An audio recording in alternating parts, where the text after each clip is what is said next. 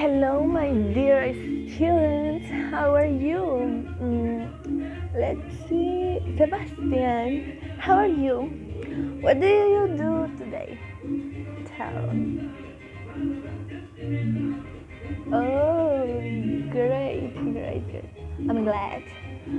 Well, guys, today we are going to talk about a very interesting topic, and I want that you to be so attentive. That at the end we have a little discussion about this topic. Okay, I choose this topic because you are young, you more than anyone know how all this social media works, but sometimes you don't know the reality of the matter. Okay, guys, today I'm going to talk about addiction to social media. First of all, we must know that social media really is. There is what they was created for. The origin of social media was a need for long or short distance communication and also for purely informational reasons. But over time, social media has become more necessary, it has become form of business and advertising, and the worst part is that these websites have become a great network of misinformation, addiction, complexes, facelifts, among others. And then I will explain why. So, why has social media gotten so harmful if it was created for important purposes? What do you think, guys? As it turned out that now people, especially teenagers and young people, have made excessive use of this web page, which has serious consequences for physical and psychological health, in addition to isolating you on a large scale from your social environment. And I will show some of these consequences.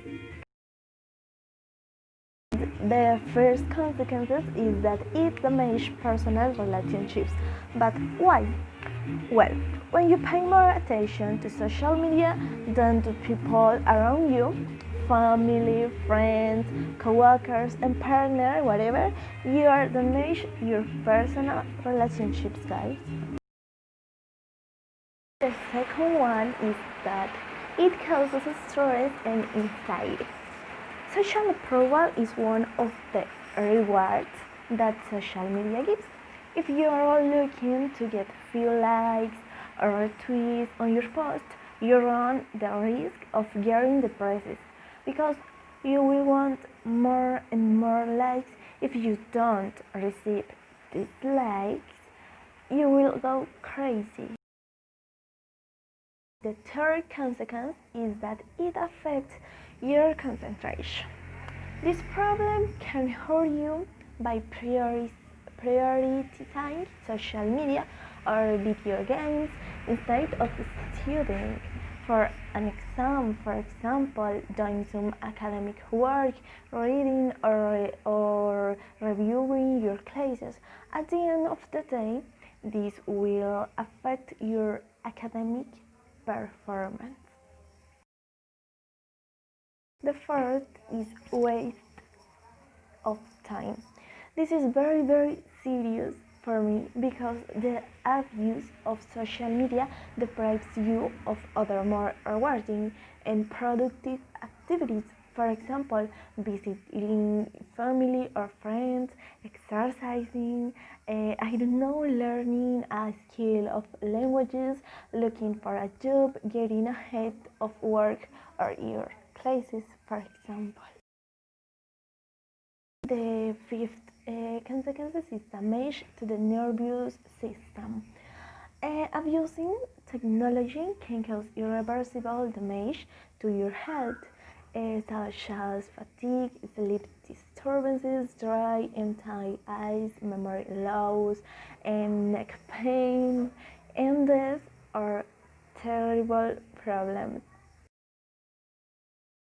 And the last one is that it generates overweight. Oh, overweight? Yes, overweight. In the long term, you can gain weight and because of the sedentary lifestyle, you run the risk of developing cardiovascular problems. So it's very serious. Okay, now another point that I would like to address is an addiction that you maybe not know about on this topic, obviously. It is called nomophobia. Nomophobia.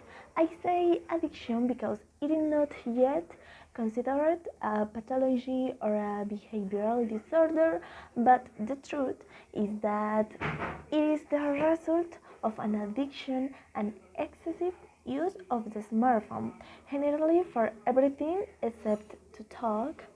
And the most curious thing is that this dependence leads to social isolation, since the relationship with the outside is done through WhatsApp, social media, online games, among others.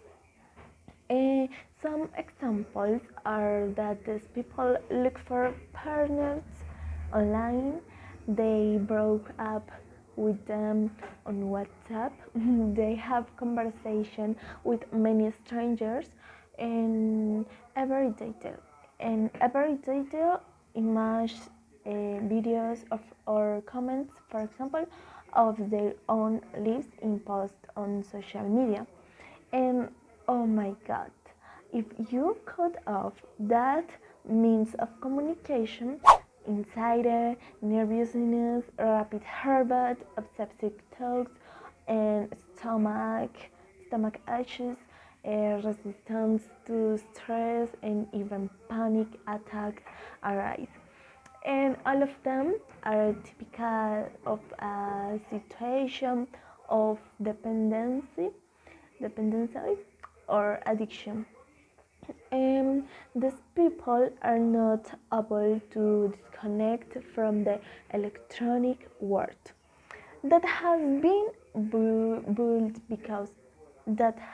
built because for them this would mean not existing.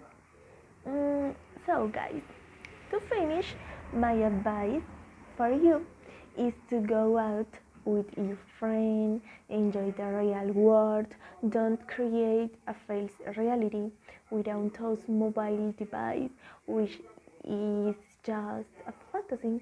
Organize your time and do fun activities, spend time with your family, with your friends, and live, which is the most important thing, live.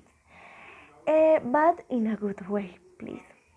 Well, now I want to hear you. What do you think about this topic, guys? Thank you so much.